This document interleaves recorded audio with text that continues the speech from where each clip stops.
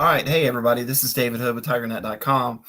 It has been a busy 24 hours. Actually, it's been a really busy last week. And, we're here for you, hopefully, to bring you a lot of information. In case you missed it, the Cade Klubnik era has begun at Clemson last night. After two series, we noticed that Cade started warming up fairly fast. He was jumping up and down, stretching. Still didn't know. Kind of saw him warm up a couple times in some previous games, and nothing ever happened.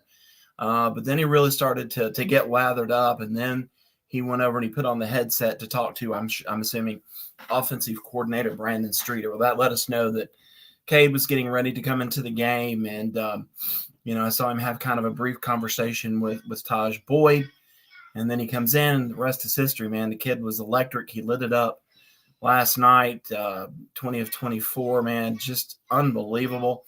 The offense was crisp. They executed. In fact, I posted after the game that really is the first time in a long time that Clemson's offense actually looked like Clemson's offense. And it's amazing how much better the play calling looks when, the offense is actually doing things right. Not any turnovers, just kind of flawless, man. I thought the offensive line played well. And, of course, Cade played well and looked like the receivers maybe had their best game. So Clemson wins the ACC Championship. That's their 21st ACC Championship, most in conference history. Clemson now headed to the Orange Bowl to take on Tennessee. Of course, Tennessee without the services of Hendon Hooker, who tore his ACL against South Carolina. But Tigers and the Vols down in South Beach, that's going to be fun. Two different shades of orange. Here in Clemson's going to probably leave here starting on Christmas Day. And there's going to be some different modes of transportation for these guys. People are given the chance to drive down if they want to, a little extra travel money that way. Team's still going to have a plane that goes down, but there won't be, I don't think, the big arrival at the airport that we've seen in the past. This is kind of within driving distance for a lot of people. So not a big arrival at the airport. And then we'll get started down in Miami for preparations for the Orange Bowl. So, things still the same. Things a little bit different. It's still an Orange Bowl. Clemson hasn't been since 2015. Seems like, to me, we were just there. Things tend to run together when you're having fun. But Clemson and Tennessee, interesting matchup to me. Can't wait to delve into this a little bit more. We know that Tennessee's defense really struggled all year. I think last time I had looked, almost dead last in the country in pass defense, and now they got to worry about Cade Klubnik, kind of rejuvenated. But by the way, Clemson now has some guys that are entering the transfer portal. One of those, wide receiver E.J. Williams, defensive back Fred Davis. We know that he's had some issues and has not really cemented any playing time. Sergio Allen, he was an early guy that opted out. Former walk-on quarterback Billy Wiles, he's gone. Makes it interesting with Clemson's quarterback room next year because, of course, you lose Hunter Johnson. We're not sure what DJ's going to do. I know that there are reports out there that he has entered the transfer portal. I've talked to people really close to that situation, and they say that is not the case. He hasn't made a decision, not yet. Now, I can't see him coming back. You have to assume he's either going to try his hand at the next level or he will transfer somewhere else. That's, to me, that's just really a given at this point. So Clemson's quarterback room, now you're going to have Cade Klubnik, Christopher Vizina, the kid that's coming in, Trent Pierman, and then Hunter Helms. Is he going to hang around? Is he going to go try and play somewhere? Which, I think he probably deserves a shot to play somewhere. So we now begin a really interesting part of the season. And, we're going to have, all of the bowl practice, all of the bowl talk, trying to dial in what's happening with Cade, what's happening with the offense. And, here we go. So it's going to be fun. It really is. And then you kind of get into January. So we will take some questions now. How hard do you think Dabo should go after transfers? I think that's a given. I do. And, I was talking to somebody Friday that's close to the situation over there. And I just said, look, Dabo's got to go get some transfers, right? Like the transfer portal's there for a reason. And the person smiled at me and said, if you only knew. So to me, that is kind of, a harbinger of good things to come. Clemson really could fill in some spots at running back, maybe at quarterback, at wide receiver. The question is, for guys who are like, hey, they got to go get a wide receiver, but all of a sudden you go, well, how many starters do they have? You got to think Bo Collins penciled in. Antonio Williams looks like he's really good. Cole Turner looks like he's really good. They get Troy Stellato back. I mean, they've got some guys. So how many wide receivers you go, hey, they can come in and play right away. That's kind of what you have to weigh things against. So the silly season, transfer portal, all going to be a lot of fun. But I do think they have to go after some transfers. Another spot that they could go after some guys, maybe the secondary, maybe the defensive line, depending on what happens. We just don't know. Justin Maskell, I think he could probably come back. XT kind of here, and he's trying to weigh things out. So he could come back. I think defensive tackle, if you don't add anybody except for who you've got committed, you're probably okay because you're going to lose Tyler Davis, maybe Brian Bresee, maybe Rook, Etnessa Rubin's back, Peyton Page, Trey Williams, Damani K. Park. Got some really good-looking players coming back at that spot. So, but I think the transfer portal could be good for defensive ends. Will any changes be made within the coaching staff before the bowl game? I don't see that happening. And there's a lot of reasons for that. Number one is National Signing Day for this recruiting class is in a couple of weeks. And, that's kind of something that's been added in a couple of years. And so, if you have a particular position coach who's recruited a bunch of guys and you go out there and you fire him or you try to make some changes, maybe you don't hold on to the recruiting class. We saw that last year. Brent Venables left and some defensive players, some guys from down at IMG decided to decommit. So, no, I don't see anything happening before the bowl game. People keep saying Jeff Scott. I've texted with Jeff, and the feeling that I get is Jeff is really interested right now in just being a dad and a father. And it's something that he has not been able to do even kind of since he got married. He's always been on this coaching carousel. We know that it's busy for coaches this time of year. He's got a daughter that's 7 years old. He's really never been able to just kind of stay at home and have Christmas with her. So I think for now, Jeff is he's really happy what he, where he is. He doesn't need the money. The question for Jeff is when will he get the itch to coach again and what's going to be the perfect opportunity for him. I had, another coach tell me maybe Jeff, maybe it's not the perfect opportunity for him to come back to Clemson. If he wants another job somewhere else, maybe Clemson's not the place for him. So I think he has a lot of options to weigh, and I just don't think that, there's anything there right yet. What does that mean? That there will be? Maybe. Watching T today. Can't we sign another big body 50-50 ball guy? Yeah, absolutely. I think Clemson has to go after that. I also think Clemson, part of the reason that the wide receivers have struggled is that they got some big bodies. They went and got E.J. Williams and got Joseph Ngata and got Bo Collins and had some guys, Takari Collins, and they were all kind of in that same mold. And none of them were T, none of them are Justin, at least not yet. And so what the problem was last year, Clemson didn't have any quick twitched guys. And that's why Antonio Collins has been fantastic. Antonio Williams. He's been great. And then they add Cole Turner to that. So, coaching and recruiting the wide receivers going forward, they need a, kind of a mix of those big body guys and then a mix of those guys that can take it to the house. That's what I try to tell people is that, when you look at Alabama down on the field and all of those great receivers that they've had, you just don't see a lot of 6'4", 220-pound guys. They've had guys come through there, but they have a whole lot of guys that can just go out and make plays and run away from you. It looked like the team played harder for Cade. I thought that there was a Christmas to it. I thought the team came out and they were energized. And, one of the things that kind of stood out to me was I was in the stadium in Bank of America when Clemson came through for the walkthrough on Friday. And, I told my wife, I said, it looked a little, maybe not like I've seen in the past, maybe a little bit flat. I thought that there wasn't a lot of emotion when the team arrived at the stadium last night. You watch them, you kind of get off the bus, you kind of trying to get a feel for what is happening. And I thought they were a little flat. First two drives didn't look great. And then Kate comes out and the whole thing is energized.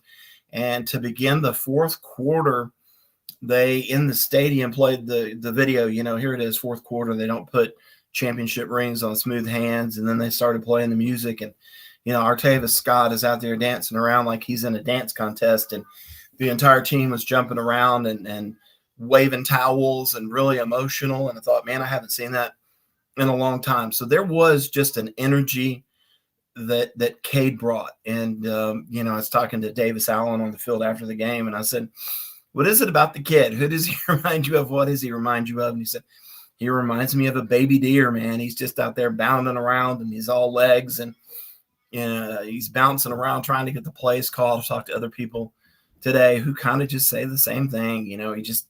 He's just full of life and full of energy. And, I thought it was great that as soon as it looked like he was going to go in, he went to each offensive lineman and he was patting them on the head. He was trying to get them fired up, going to the wide receivers.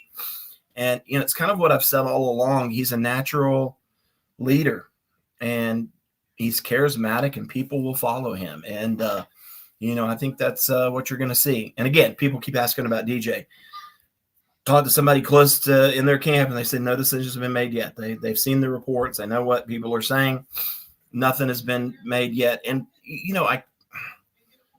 I have also heard that DJ is considering that he could, go pro. And look, before anybody starts blasting me, I talked to an NFL scout last night at the stadium, and I said, look, obviously DJ would not be drafted. I don't think that, anybody would. But the scout told me, but his skill set's still really good. I think there's a lot of questions about how Clemson handled him. Maybe he was, square peg, round hole type fit. He needs to be in just a passing offense. And, maybe he tries it. Maybe he says, hey, somebody give me a free agent contract and let me go see if I can get on a roster somewhere. So we'll see what happens. I don't know. Maybe it would be best for him if he does transfer, maybe get a little bit closer to home, closer to mom, closer to dad, and see if he can kind of resurrect things a little bit. Does Cade's play in the ACC Championship game take some pressure off the coaching staff to change the offensive scheme? Not to me, it doesn't. I think things need to change. I think things have been predictable for a long time. It's really funny. I go back to, oh my goodness, maybe 2015, and had an offensive lineman tell me, we were talking about the scheme, and I said, what am I missing out there? It kind of looks a lot the same. And he said, dude, we only run 6 plays, but we just run them out of different formations. And, I think after a while, defenses begin to figure a lot of that stuff out. And if you're predictable, like I said, against South Carolina, 13 plays or 13 first plays of drives, 12 of those were runs. 9 of those were up the middle and 3 to the left. And so, you get a little bit predictable. And, I think Dabo, and I'm not advocating firing Brandon Streeter or anything like that. I'm just saying that they need to take a look at things, maybe bring in somebody from the outside, get a fresh set of ideas, and see what you can do, especially when you got somebody like Cade, man. And his particular skill set, obviously, he's going to be an RPO kind of a guy. He's going to be able to run the football. So, I think they do need to take a look at the scheme and change some things up and, see if they can freshen things up. What's the tight end room looking like next season? So Davis Allen is gone. He will be an NFL type of guy. And, so you've got Sage Ennis is back. You've got Jake Brenningstool. He's back. Look, let me tell you something. Josh Sapp, I was watching him in warm-ups last night. He certainly looks the part. And in dealing with, the fact that Clemson got a recent commit out of Greenville High School, they were telling me over with Greenville people that Josh Sapp was really the MVP of Greenville the past couple of years, that he was really going to be a good one. So, that's kind of where you stand. And, they've got some guys that they're taking a look at and coming in. And any concern on wide receiver Troy Stellato transfer. So he battled a lot of injuries, and he redshirted. And then last year tore his ACL. So he still has all of his eligibility remaining, provided that the end of the time and, fourth year, maybe he could get that COVID year, or they could get him a medical redshirt with an extension. So we'll see. What I haven't heard, I've seen him around. Looks like, he's happy. And I think he could be a big part of this offense next year. I think a lot of people really looked at him as a slot guy. I think Clemson now has the answers at slot. I'm going to try him out on the boundary or at the field. And oh, by the way, in case you didn't notice it last night, with Bo Collins being out, they moved Joseph Ngata from that 9-man spot, put Adam Randall there. They moved Ngata over to the boundary or to the field side of things. They kept Adam Randall over at the field side. And, of course, Antonio Williams in the slot. Thought that was interesting. And, the wide receivers looked a lot better. So, how's it going to look for the bowl game, man? That's a little bit dicey because now you've got Bo Collins out. Dakari Collins has already left. E.J. Williams has said he's out. Troy Stellato is hurt. So now you've kind of got Ngata, Antonio Williams. Cole Turner's going to have to play a little bit bigger role. So, it's kind of going to be a little bit of a wounded group. Remember, we saw Will Sweeney last year in the bowl game, and Dabo said if Will Sweeney is playing, I know we got problems. Well, guess what? Drew Sweeney could see a lot of, playing time. So it is what it is this time of year. And wonder why Cade didn't have any work with the number ones from week 2 into week 14. I know that Dabo said that. I have heard all along that he's been getting work with the ones. You simply do not do that. You do not let your backup get work with the ones. And that's something that I have been talking to people about for a long time.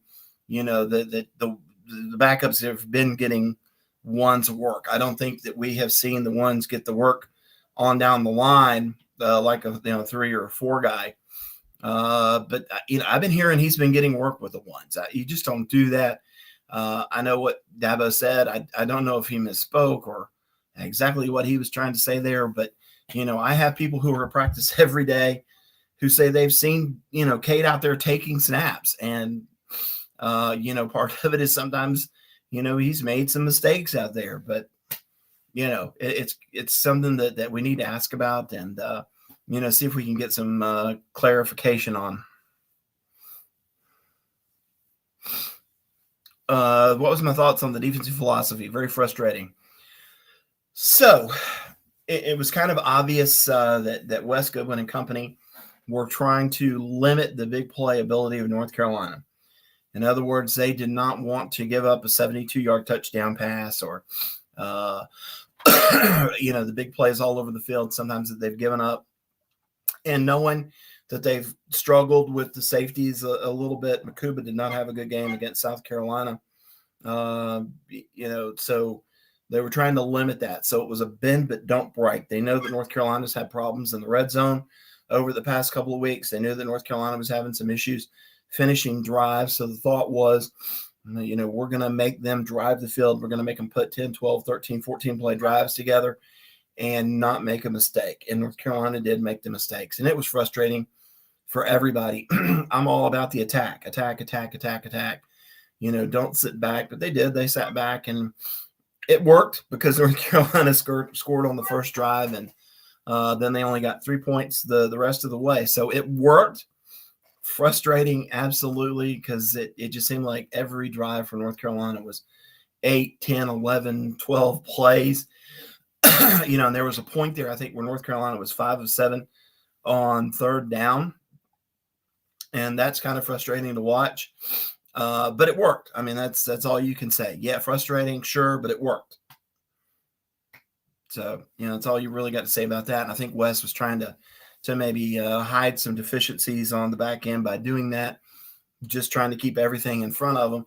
But one good part of it is that, it led to Nate Wiggins having a really good game. Nate Wiggins, the cornerback, with the big pass breakup, had the interception for the pick six. If you didn't see our interview with him, Nate Wiggins was great.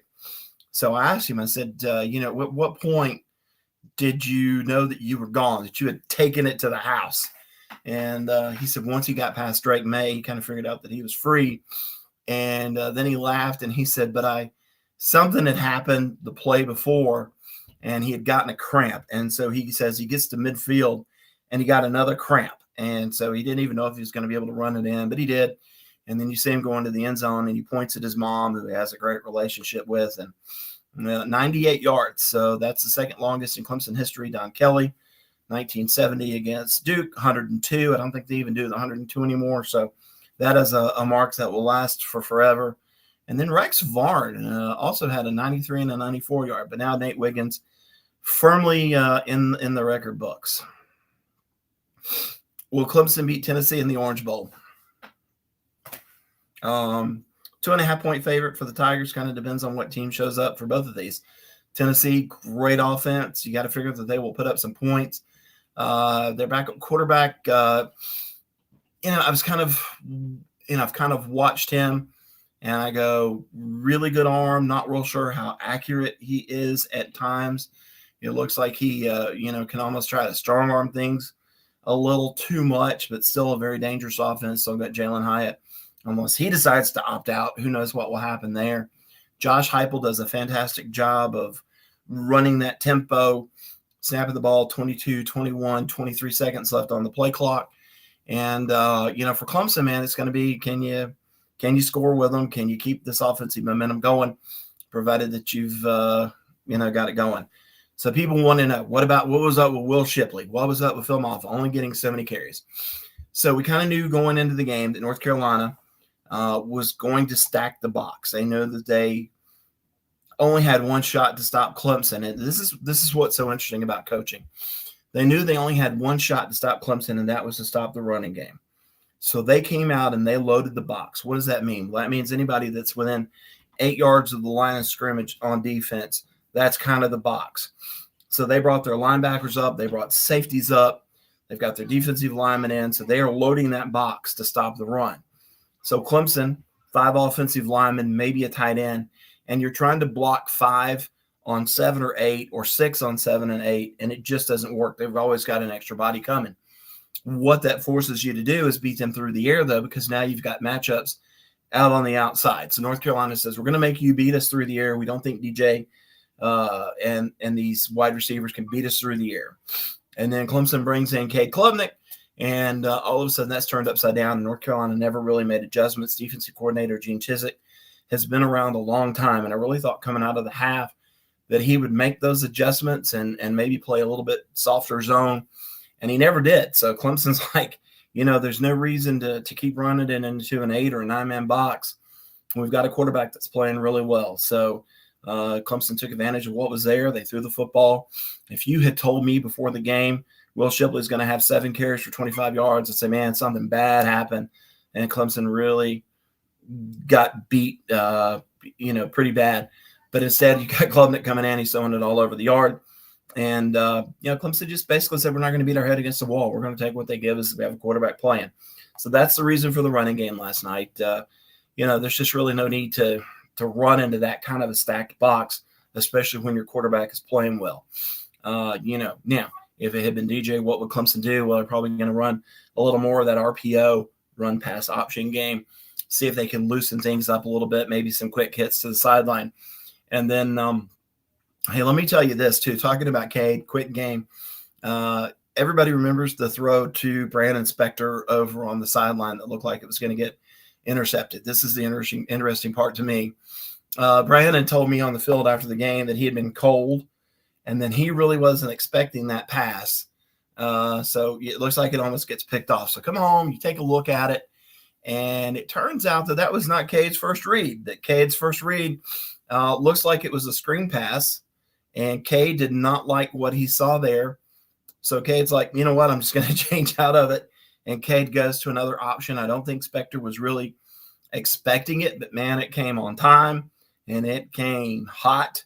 And Spector makes the catch and gets a great play out of it. So that shows some maturity from the kid who recognizes, hey, this is not a good setup for us. We try and run a screen here, it's going to be a loss.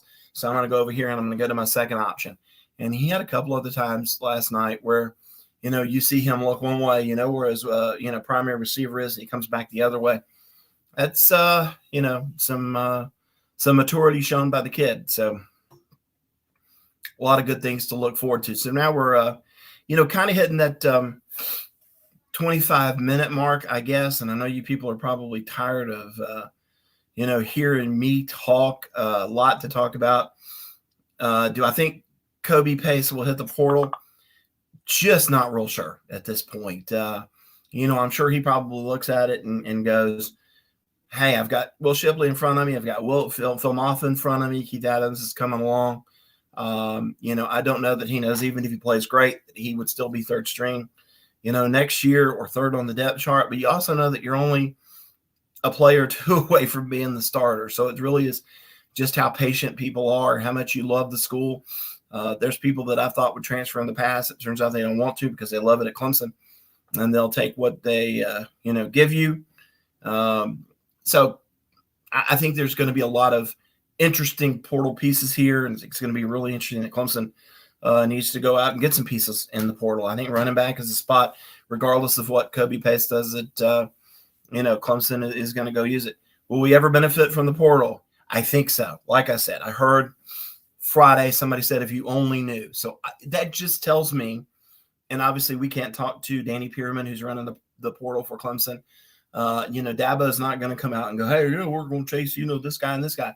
He's not going to say that. But, from everything I'm hearing, yes, Clemson is already, starting to take a look at some guys and target some guys. And we'll see what happens. So anyway, TigerNet.com. We're going to have everything for you this week. Got a stats and storylines tomorrow. My podcast going to have a lot more interesting information. We'll have that up at some point this week. It's on Spotify. It's everywhere you need it to be. It's on Apple. It's iTunes. You name it. The podcast is there. We're having a lot of fun with it. I'm going to try and get Brandon Rink on me, I think, this week. A lot to talk about. Oh, by the way, I can't tell you who I voted for. But I always wait until the last minute just because I want to see this championship games. I put in my Heisman vote today, and really proud of that. Really proud that proud of the fact that I get a vote, and it's something I take serious. And to me, this guy really showed me a lot of stuff over the past couple of weeks. So we got my first place vote. We vote for 3, and as soon as the Heisman results come out, I'll let you know what my top 3 look like. So this is David Hood, TigerNet.com. I know we got a lot of questions. I know. And people, Coach Sweeney was stubborn, and he stayed with DJ too long. Man, I get it. All valid concerns. I did want to bring this point. I know I've already signed out, but let's sign back in for a minute. Asked Brandon Streeter last night, do you have any, thing to say about what took so long to get Cade in the game? And he just says, no regrets. We have no regrets about the way we handled it. Dabo basically said the same thing, no regrets. And I have people who are screaming at me, you need to ask him why his ego is so big and why he wouldn't. That's not the way it works. You can't go in there and say, hey, coach, why is your ego so big? Why did you make this stupid decision? Doesn't work that way. They were stubborn about this, and there is a reason for it. Wish I knew I could give you an answer. I keep hearing from people who were at practice all the time that Cade made mistakes. Let me say this. Deshaun Watson made a lot of mistakes. People tend to forget he had 6 turnovers against Louisville one year, 4 interceptions, 2 fumbles, I think it was. But you lived with those mistakes because you knew Deshaun was still going to keep you in the football game. And, to me, I kind of look at it and I go, the offense just wasn't working despite what everybody said. It just wasn't working. 320 yards a game is not a whole lot of winning football. And, what you have happen then is you have 2 losses that you really shouldn't have had, even though I think Notre Dame was a lot on the defense too. And so why not give the kid a shot? And you just have to live with some of the things that are going to happen. And, this kid's got that it factor, and we've seen it. I said it in the off season that I thought he should have got a better shot. And now they're going to roll forward with him. And, will the coaches ever, just come out and say, well, this is why we did that? I don't know, and it could just be the fact that they thought he wasn't ready. But at some point you got to throw him out there. Hindsight's 20. At some point you just got to throw him out there and see what he can do.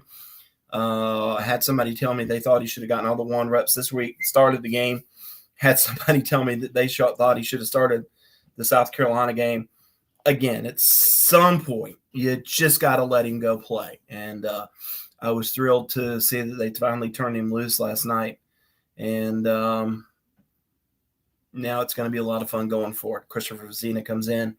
That's going to be nice to watch. And now we're hitting the 30-minute part of this. And I appreciate it, everybody. I appreciate all the questions. And, you can always email me with more questions, and we'll try to get to them next time. Let's try and do this maybe midweek this week. Thanks.